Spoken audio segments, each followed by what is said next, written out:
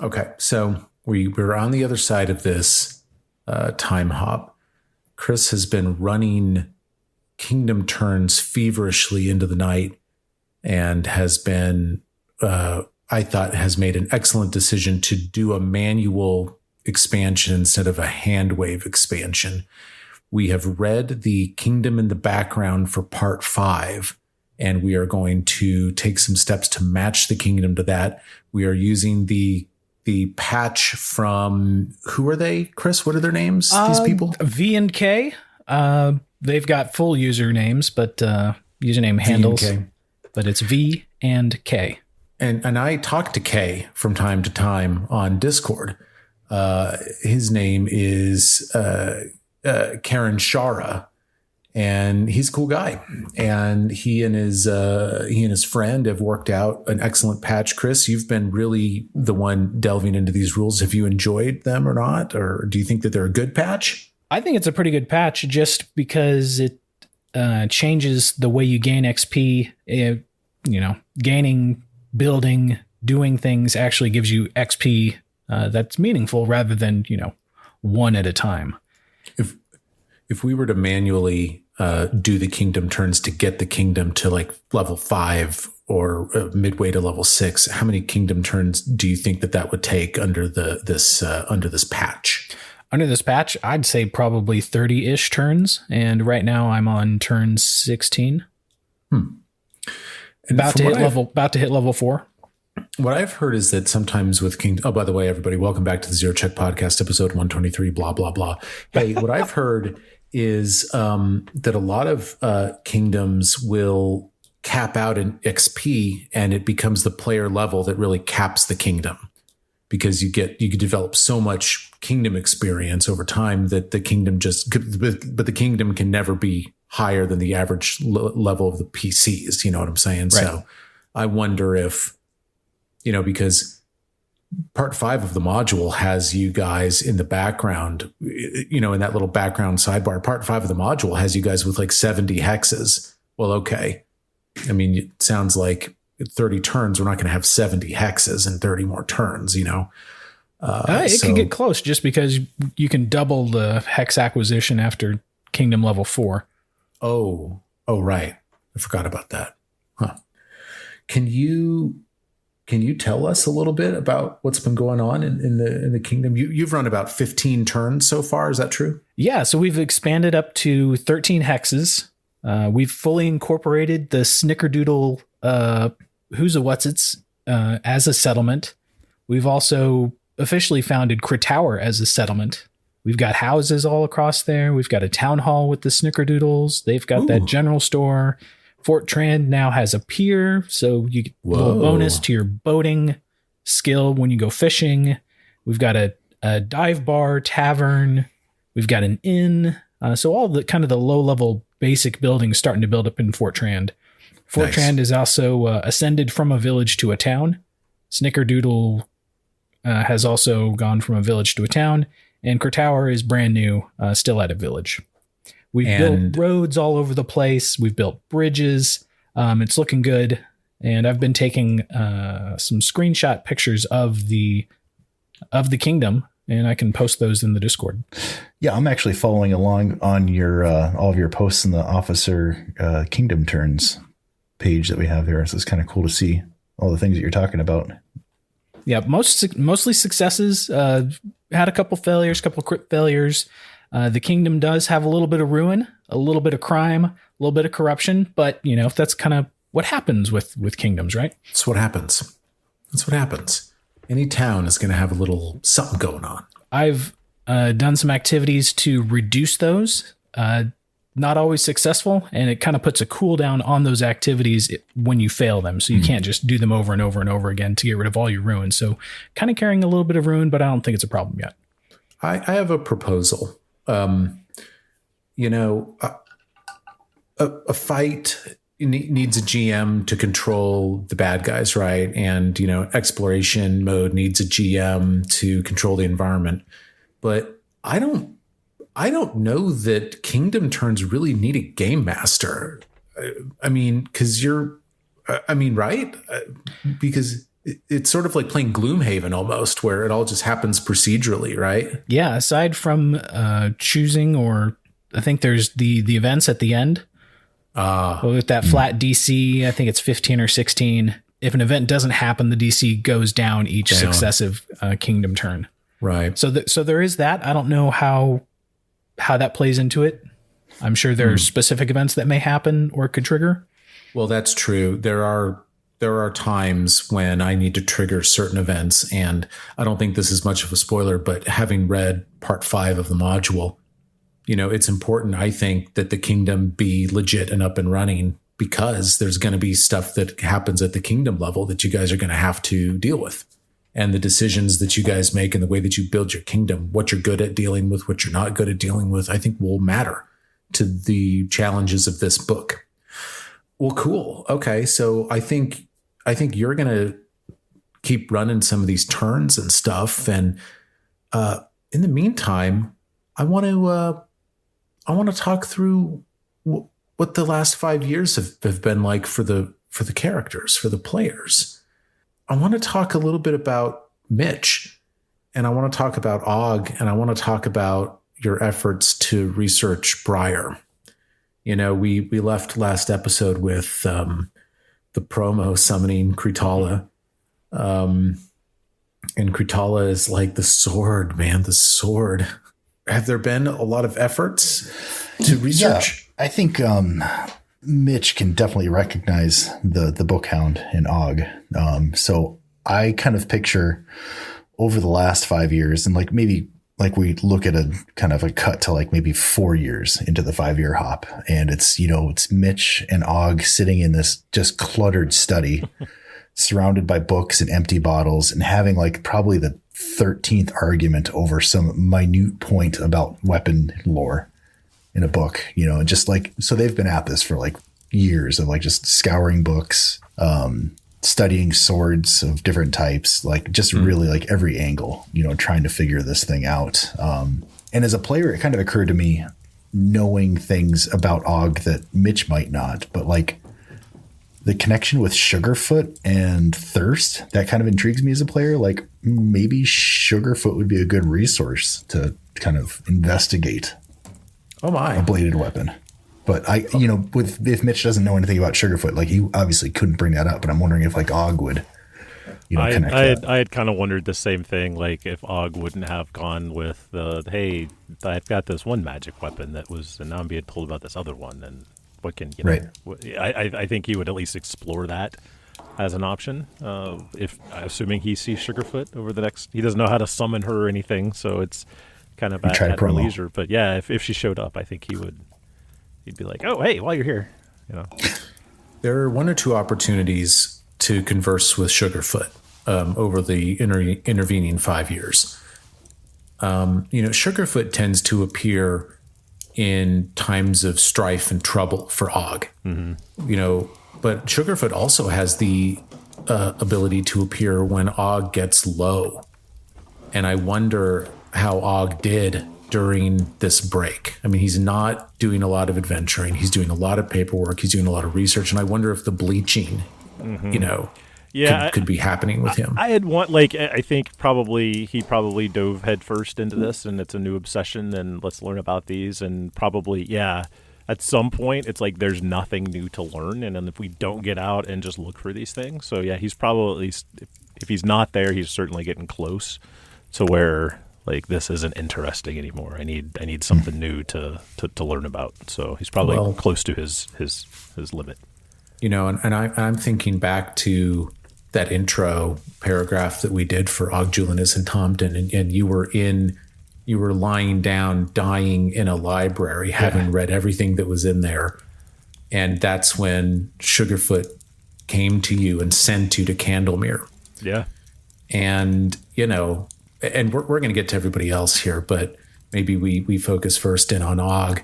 And does he get low? I mean, it sounds like maybe that's what we're thinking about for him right now. Maybe he gets low. Yeah, I think so. I mean, I think he's probably maybe Cormac has come back a few times with odds and ends and books and clues that he's found, that he's incorporated. But it's probably getting to the point where it's like it's thin, right? We really haven't found much new. Like Brad was talking about, we're probably going over the same things over and over again, trying to look at it from different eyes, and there's probably some frustration, and yeah, he's probably kind of like, yeah, he's probably low at this point.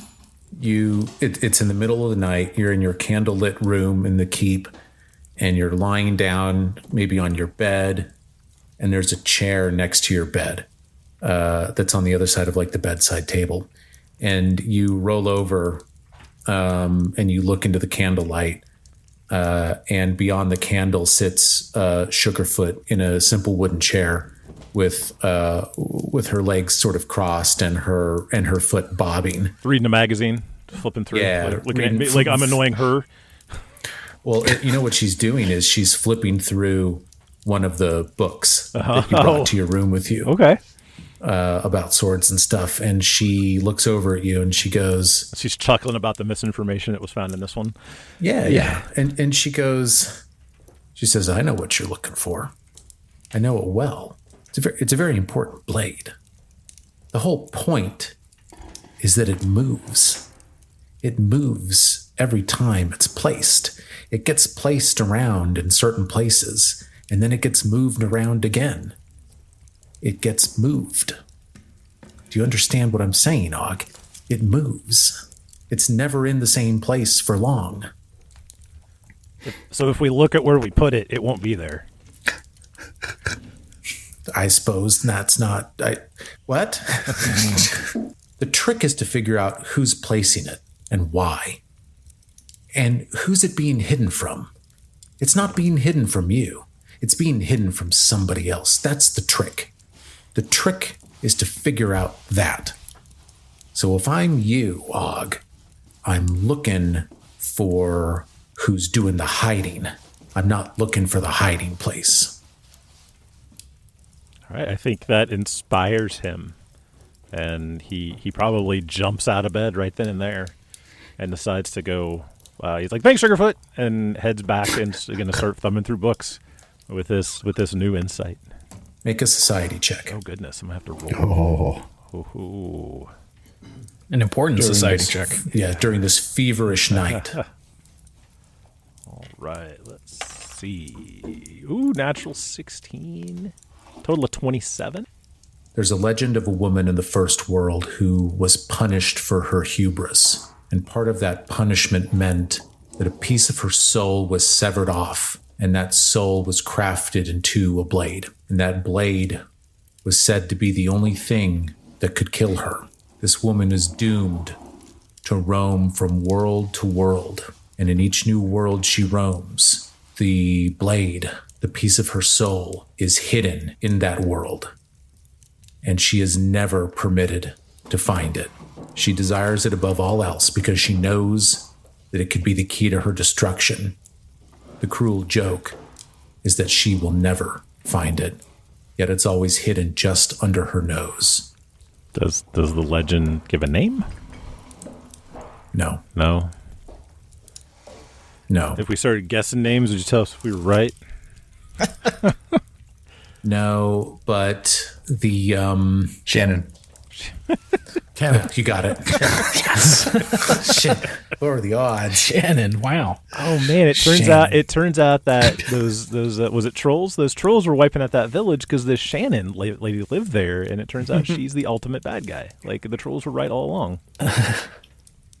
But if this briar is this severed piece of this doomed woman's soul, then it's been hidden somewhere on Galarian, somewhere on this continent, somewhere and it's been hidden supernaturally. And it's not much to go on, but this legend talks about this thing getting moved around place to place, even moved through time. Seems tricky to track down. But it doesn't even talk about the name Briar, though. But there's something about that legend. I mean, it's a sword. It's hidden. It kind of meshes with the hint that Sugarfoot gave you. Mm-hmm. And that's what you come up with. So, I mean, I think Og would share this additional research with Mitch, probably at an inappropriate time. Maybe it's, it's 4 a.m. Like right now. Yeah. Yeah, like I now. just learned this. I can't wait to share it with you. And this isn't like the first time this has happened. Yeah. Like it's Frequent occurrence. yeah. Yeah, there was one night where you were like, it's in the basement. And then another night, oh, I think it's in the kitchen. Just look in the kitchen. And now it's like, oh, it's a time-traveling sword moved from world to world because of a woman's soul. It got severed from a woman's soul. I just know it. It's still not the We craziest have to find idea it to he's kill her come with it. Yeah, apparently. Do we want to kill her? Do we want to save her? Like, we don't know who it is yet. Well, so Mitch is going to ask her, so where'd you find this information? Like what? Oh, Like, is there a book that you read, like found with the legend? Yeah, I think in it, Og would provide the sources. Okay. I don't know. I think he's probably shared Sugarfoot at this point with the group. Like, Okay. I don't know that you all believe him, but yeah, I think he's like, yeah, and he's explaining to my invisible gnome friend that shows up, and she kind of pointed me on that path. It was in a book of old fables, but I think what you've seen a change in Og. Og was beginning to kind of gray out a little bit. And when he comes to you tonight and his cheeks are rosy and his hair is blue again and he looks good. And Sugarfoot has reignited his passion. It's the old Og from Og's here. 5 years ago when he was head first. It's the old Og. That's awesome. Bouncing Okay. off the walls. And then you hear the twin girls beginning to cry across the town hall. Lydia and Sophia they both have colic. It's horrible. Yeah, together. It's really bad. Do they need to roll a save, or how's this work? Here, I'll roll a save. Natural 19 right. for Lydia and a 3 for Sophia. So Lydia gets back to sleep. Natural 19 with a colicky twin, 20 minutes of sleep. That's a critical success with that. I'm just rolling a d20 to just see the minutes of sleep, literally. That was survival. Children, Jesus. Dry Colmay. Bill, did you and Jathel break up, or are you together still? What's going on? I didn't know me and Jathel were ever together. We're just friends. She's Oh, like I see. 150 years older than he is. Dry had a boo, but He's probably got like a little crush on her, but they're not like a thing. I thought they were a thing. I thought they were, getting down from time to time. You're listening to the gossip too much, Mike. It was implied because I think at some point somebody walked in on you two. No. Yeah, Miri thought that she was in your room. Yeah. She's picking your pants for you. No? You guys are never together. You're just, everyone loves it. Everyone's shipping Dry Colmay Aldori and Jathel. And, but wow. Maybe in the future. Dry's got a lot of things on his mind. He's got a lot of things to get done. Relationships aren't part of it. What has Dry been doing for 5 years? Well, Og and Mitch took off on their little side mission. The king reproduced a lot. A lot. And Dry was like, I gotta go do something. So Dry created a spy ring and implanted it in all the major cities. Oh, right. I remember reading something about this. Can you tell me more? So Dry created a spy ring called the Silent Veil. The king is vaguely aware what he was doing, but not really because, deniability and all that in the long run. The Silent Veil? Yeah, the Silent Veil. The Silent Veil. Okay, I'm sorry. Please continue. So it basically works like this. It's made up of like just regular homeless people and streetwalkers and bartenders and, maids and, just random people.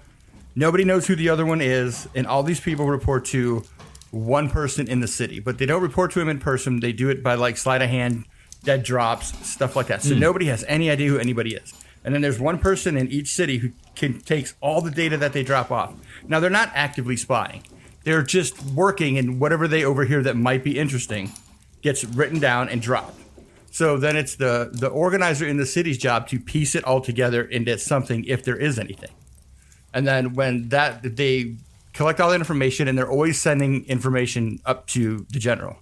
And as he reads through it, he peruses through it and, tries to figure out best he can what's good, what's not, what gossip or juicy news he can tell the king. Be like, hey, I heard this somehow. Don't ask how, but like, this is what's going on in Brevoy. This is what's happening over in this city. This is what your brother's doing up in his kingdom or his town. Stuff like that. And then there's also an urgent line to where, like, if there's an attempt, going to be like an assassination attempt, or someone's coming after the king, or one of the other guys in the, like Mitch or Og, or anything like that. There's a quick pace line that just leads directly to the head of the Vale in Fort Trand, and then she reports directly to me. Bill Drycolme learns a couple interesting things over the years that I think you guys need to add to your stable of facts. And the first thing that you learn is that Keston Garrus is kind of an idiot. Yeah, he is. We knew We knew that. New facts. Well, Didn't need a spy network to figure that one out. what you learn is that while Keston was standing guard at the old Sycamore, agents of Keonan posed as Shrikehaven guards and quote unquote relieved Keston and just sent him back to. Oh my! Oh, we just talked about that too. Mm-hmm. Yeah, remember? Because at the wedding, he was like, I didn't recognize them. I just came back to the wedding, guys. We need ID cards. Jeez. Yes. And those agents of Keonan are people from Jathel's past that want Jathel back in Keonan for whatever nefarious reason, probably so they can like kill her a second time or something because, she's so horrible and everything. And so you learn this with an opportunity to leave Jathel in Brevoy and not have her come back to Shrikehaven, to not have her come back to the Stolen Lands. Or you can have her come back to the Stolen Lands and continue serving as emissary. But there are people that are after her and they're searching for her and they know that she's around here somewhere. So I guess what's the development there? Where does this leave Jathel throughout this period of time? I would like her to come back. I'll talk with the king and see what he thinks is best because she technically works for him, not for me. True. But like I don't like hiding. It's just not in my blood. I don't think any of us should hide from any threat. I think she needs to go. I think we need to go find these guys and kill them first. What does the king want? What does Syria want to do? Yeah, so we've had Jathel planted in Brevoy after she and her guard escorted Noleski back up there after the battle at Fort Serenko. Has she produced any intelligence that we can act upon from Brevoy? Or is there a reason we need to keep her there? She's not actually actively collecting intelligence. That's what the spy network's doing. So she's just kind of laying back, not trying. She's not spying on anything like overtly. Like if she hears something in passing, that's one thing. But she's not trying to actively collect data. So they don't get the idea to look for spies. That makes sense? Then we should definitely recall her back to Fort Trand. I think it'd be easier to keep her safe here. Okay. And also that she can keep performing her role as a emissary.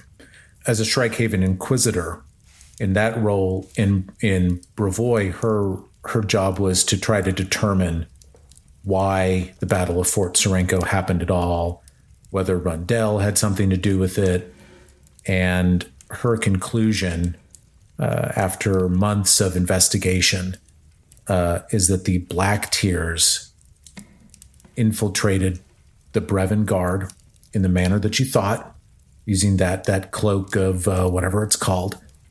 And she discovers that Rundell was not responsible, but that had he had more protocols in place, he could have perhaps avoided this. So it's sort of like as an auditor, it's like it's not a great finding against Rundell. Rundell is permanently dismissed by Noleski and takes up residence in Shrikehaven as one of your citizens, basically. And he begins working as like a blacksmith or something like that. So he's around. He's kind of a business runner, and so that's what she discovers there. Jathel also lets you know that with Natala out of the picture, Noleski is doing a good job of engaging in what he needs to do to create his own succession. Mm-hmm. That succession does not appear to involve Sirio Sertova, but that he is getting his house in order, and that it looks as though Natala was a hindrance, perhaps. And so her untimely death seems to have done a favor for Brevoy. Noleski has successfully staved off, for now, civil war in his nation. And also, you inadvertently assisted him by getting rid of the charter. Aid stopped flowing to Shrikehaven from, the Eldori Sword Lords. And you guys are standing just fine on your own.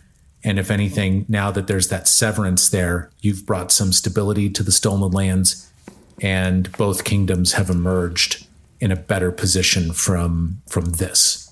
And so it was kind of a really big silver lining. Your assassination was kind of good for everybody. So that's sort of the wasn't so good for Natala. Well, it wasn't good for her. No. It wasn't good for her. No, but she doesn't know. She doesn't know the difference.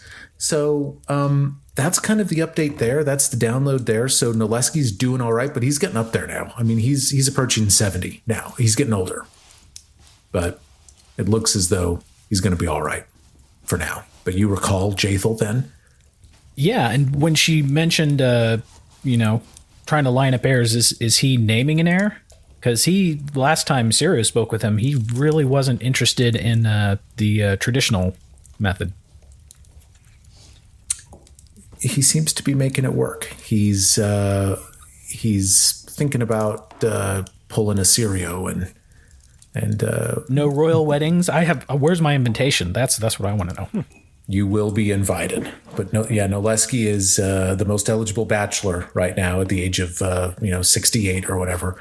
Natala was jamming him up, man. She was not. She was avoiding. She loved her brother. She loved her brother. Well, and what she didn't want to be. It's clear to Jaethel that Natala did not want to be displaced by a queen, and so she manipulated her brother into staying single, into staying a bachelor. But it was all it was all in folly. It was all it weakened the kingdom. It was bad for Brevoy. It was total self-interest on Natala's part.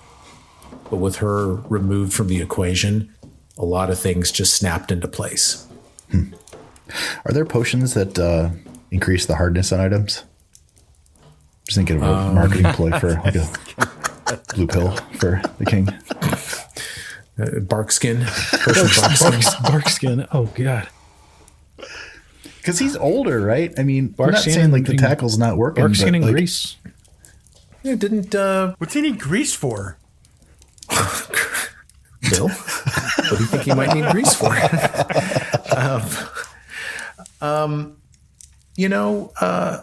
What was I gonna? I had something on the tip of my mind. What was I gonna say? Who cares? Doesn't matter. But that's sort of the update there. So Brevoy is stable. Jamandi Aldori continues to be a good friend to you and someone that you might be able to rely on for aid.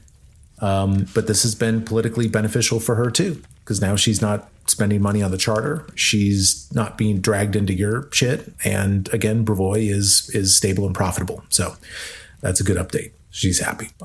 Dry, what else do you learn from your time?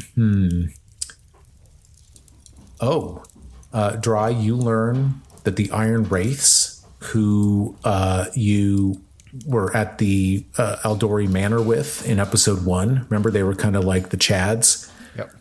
They went off to the Tiger Lord area, all those years ago. I got murdered. They were never heard from again. Murder. They were never heard from again. And Amiri's like, That's not good. Amiri's like, that'll happen. That'll happen in the realm of the Tiger Lords. That's where she's from. Yeah, I was gonna say she's a tiger. She was a Tiger Lord, right? She was a Tiger Lord. Yeah, she left because of sexism. They were going to let her be like a barbarian person. She was like, fuck that. So she came and became what? Your warden, I You think. can rage, So she's doing all right. but you can do it barefoot in the kitchen. That's all we're saying. You can be as angry as you want. Just do it in there.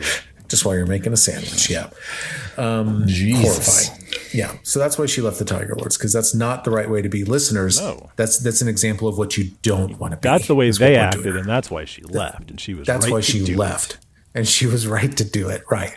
So that's the update on the Iron Wraiths. Fort Draliv, is doing all right.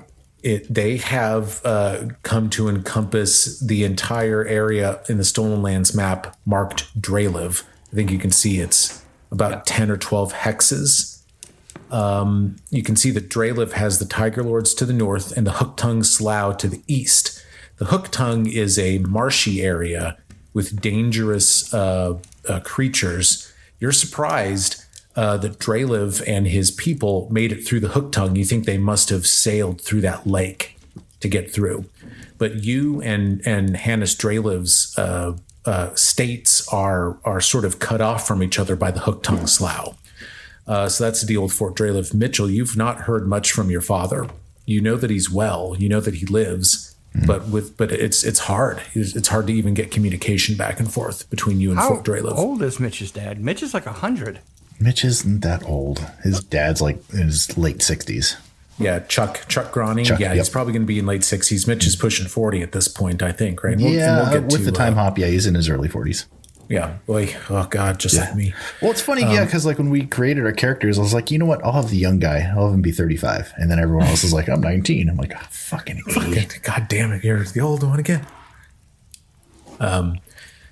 Maegor Varnhold is doing well, continues to be stable. And Chris, you tell me if there's some reciprocity here, but Maegor is willing to be friends with you. He wants to be an ally. He likes you guys.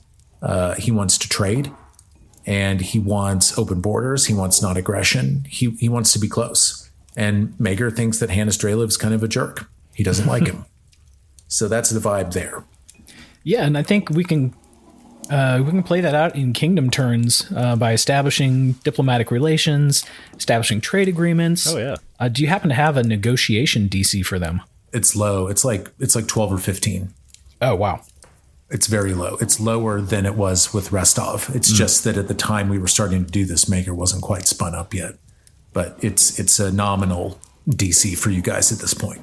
Now, the other thing that you need to know about you and Maegor's lands is that you and Maegor are separated by this mountain range, the Tors of Levanese, it's called.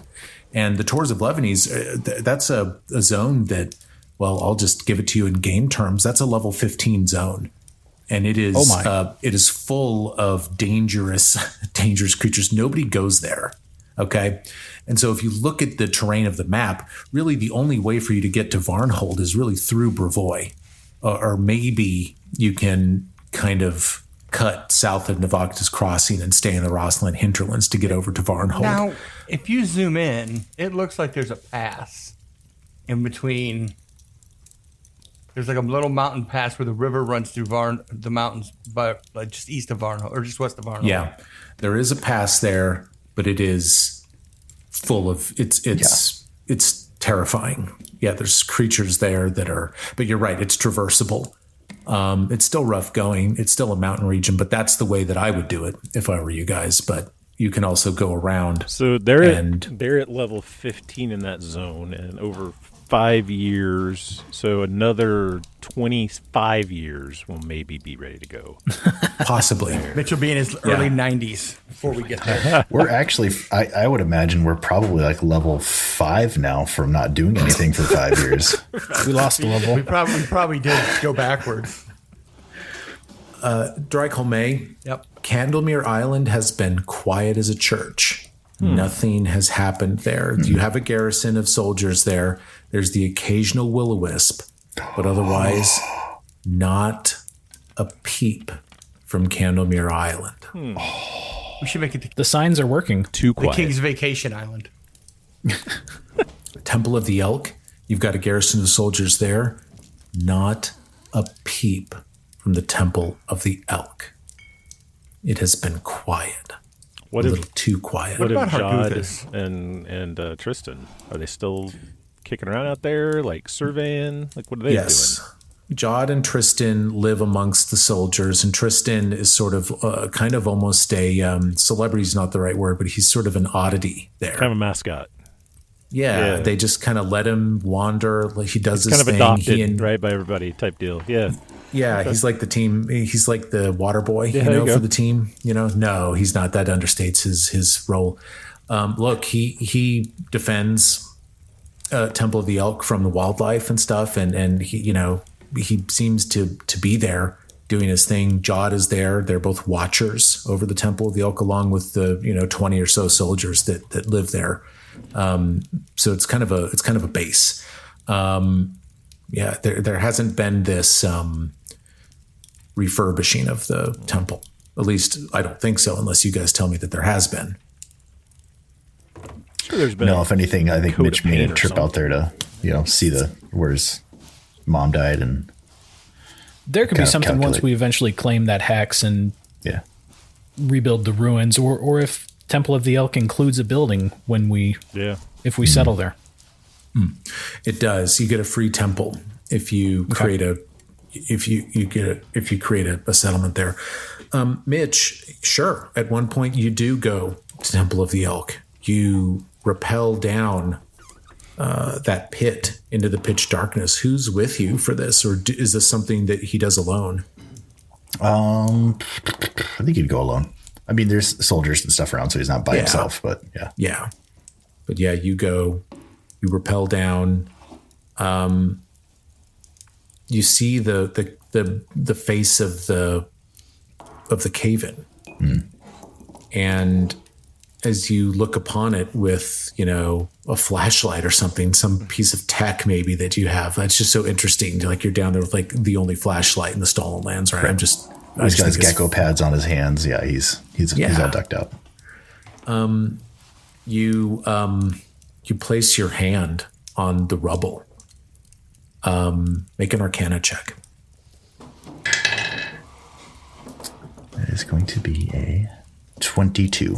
You feel this almost electrical jolt of energy as you place your hand here.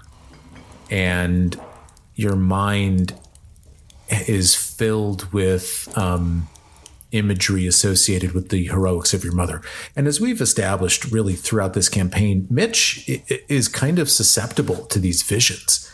I mean, when someone experiences something out of the ordinary, it's always Mitch Groening. And the same thing happens here. In your mind, through the empathy that you have for this whole situation, you confirm what others have told you in your own mind, that this is where it happened.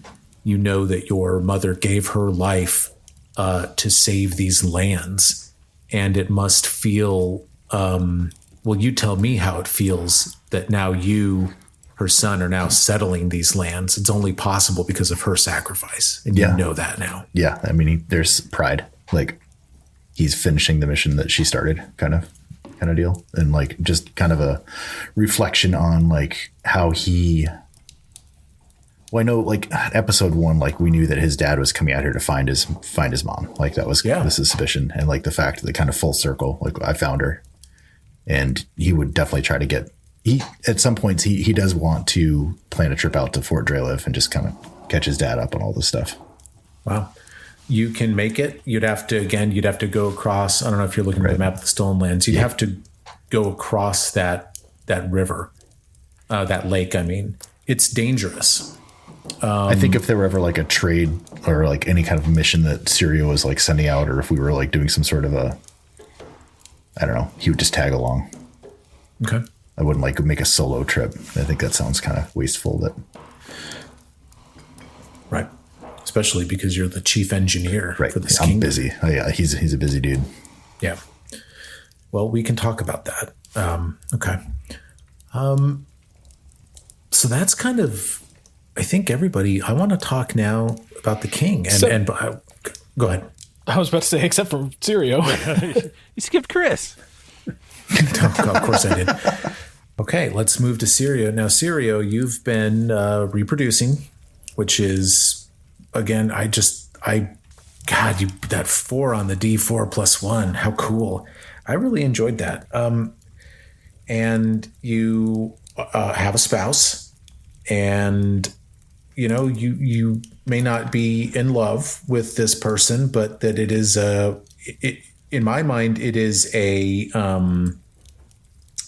good partnership.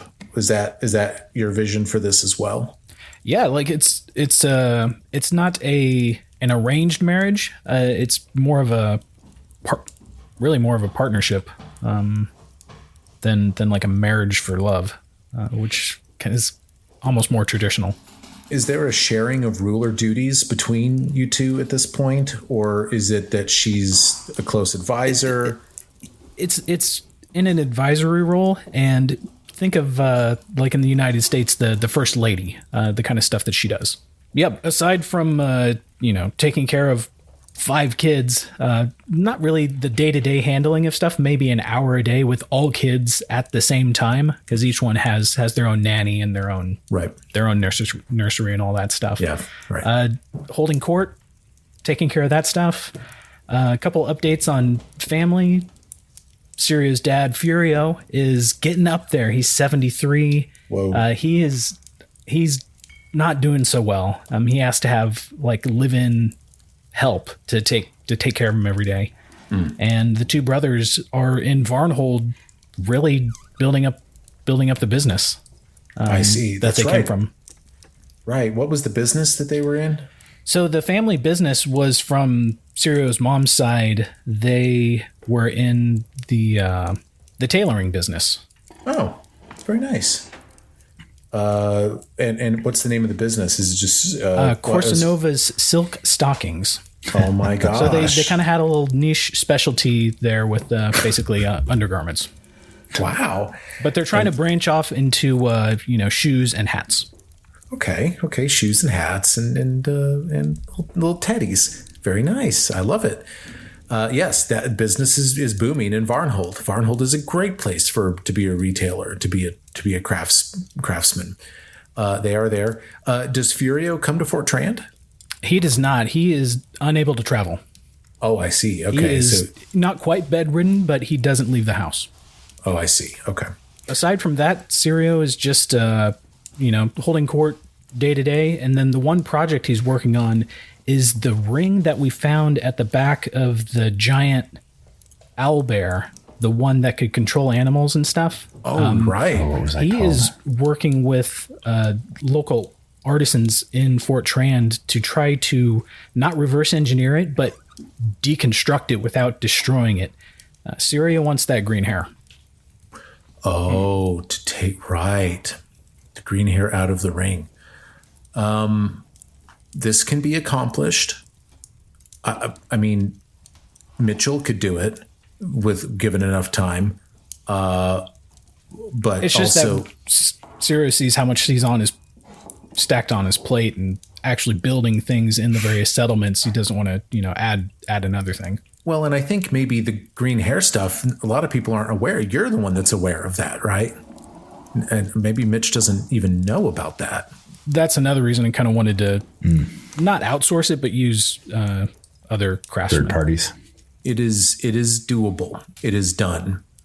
And you have acquired Irik's green hair that you believe Narissa left for him. You have the Stag Lords. You have Hargulka's. And you have yours. You have 4 of them.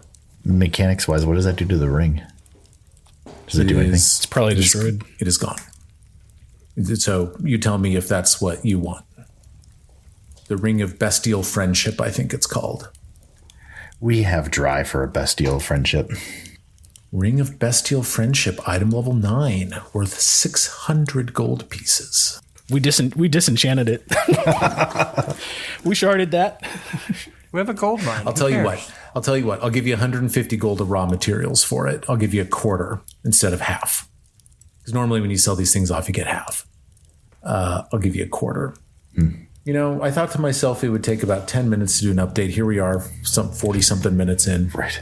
Hey, real quick, I was curious about something with the Valerie and Syrio connection. Totally appropriate on the lines.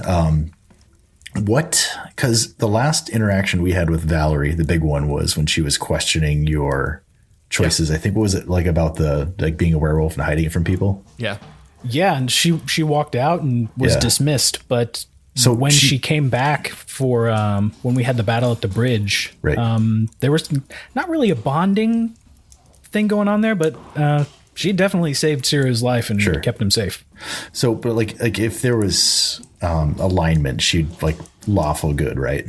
Like how has that been dealing? Because Syrio runs things kind of under the table, maybe a little like sketchy, not so honest all the time. Like, has that been kind of a conflict between the two of you, or is it like? I do think that it is likely a source of friction, but I wonder if she may not always be privy to everything that he does.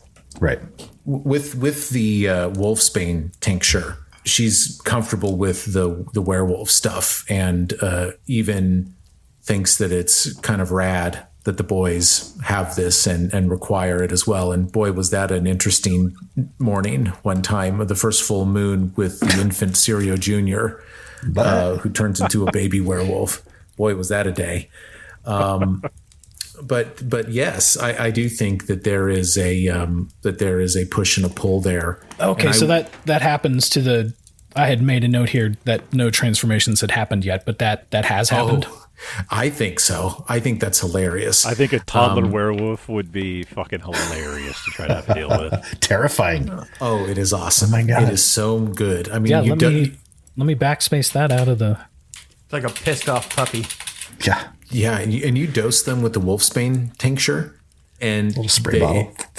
and yeah, and they don't seem to have the ability to go hybrid like Syrio can.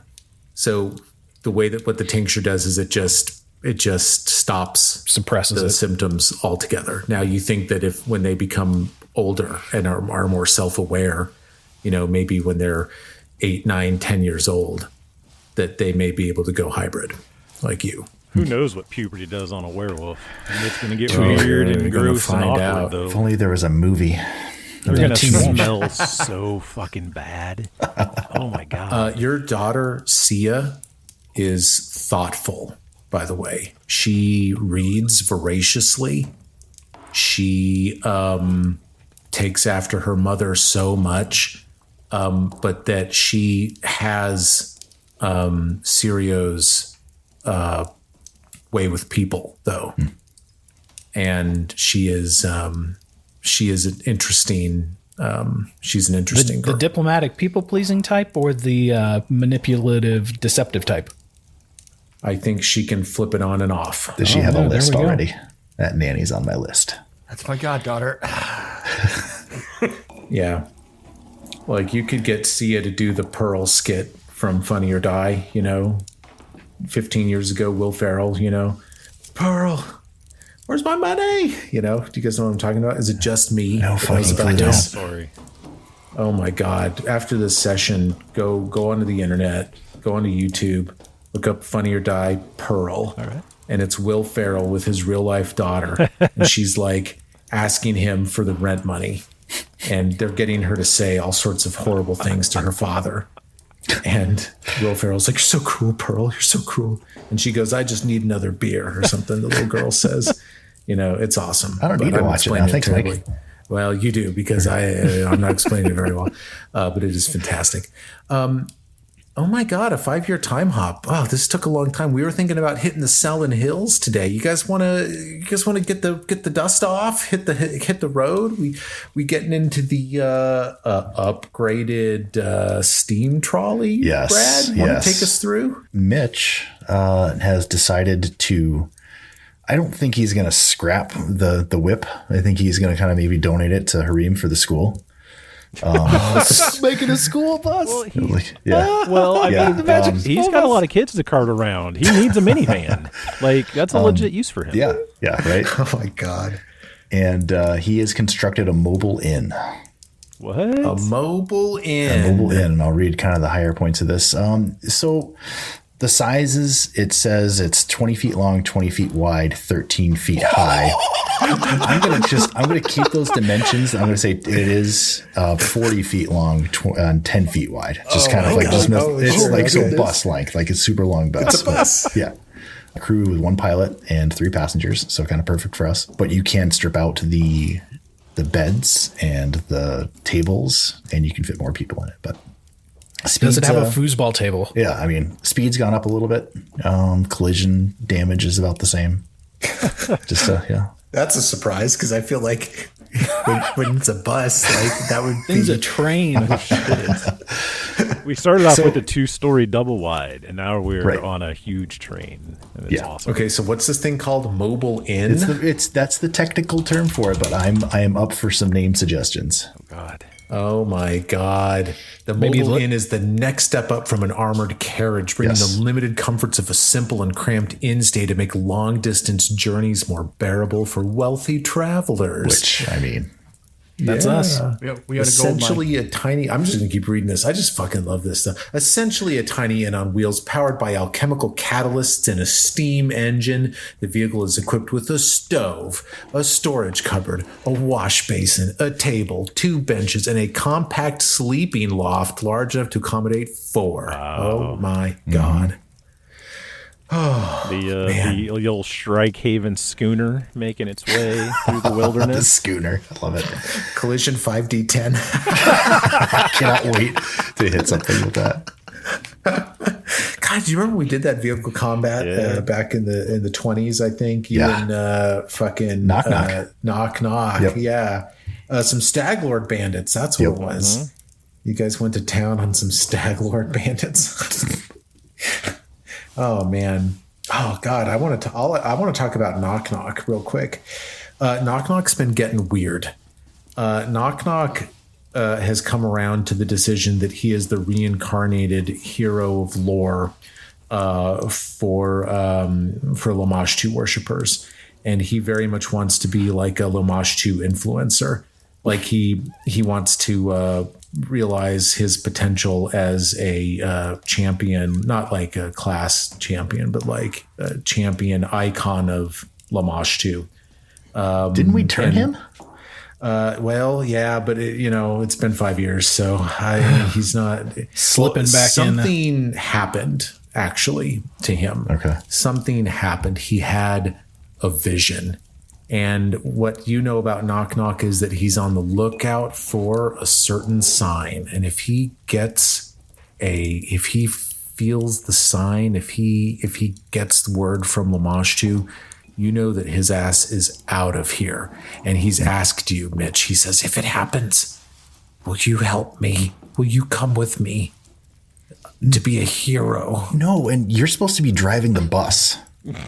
Like what are you doing? Like that's I'm a hero. he's the only one that, like with experience driving that thing. So that's he's supposed to be the bus driver. Well, what is he, a roadie? What is he?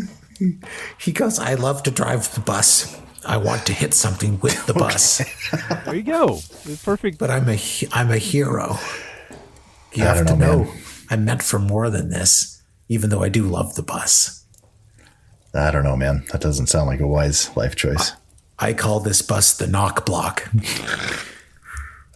So 5 years is a long time for a goblin. He's like almost he's got to dead. get Yeah. by now. Maybe he needs Yeah, to. Maybe so- he's bucket listing stuff right now. Yeah. He's full grown. He's an adult at this point. Now, I think goblins have a lifespan into the 50 or 60 years. This is a confusion that I've had before. I think they rarely make it past 12 or 13 because Right. of how reckless they are. Okay.